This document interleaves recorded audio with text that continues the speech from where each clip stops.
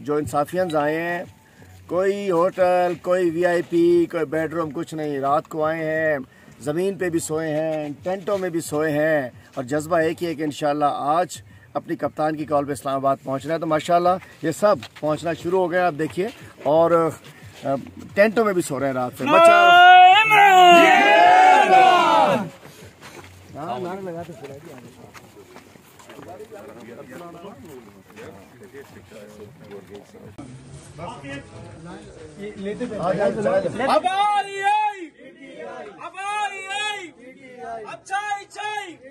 अब राज करेगी, ना झुकने वाली, ना पिटने वाली। मेरे कबर पे लिख दो, मेरे कफन पे लिख दो, नारे इमरान।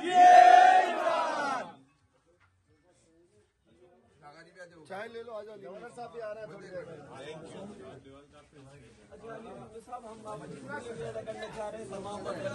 इस चीज का शुक्रिया, बहुत ज्यादा सहूलियत के लिए ये फर्ज है हमारा, ये फर्ज है आपकी खिदमत। आप हमेशा खड़े रहते हैं वर्कर के साथ।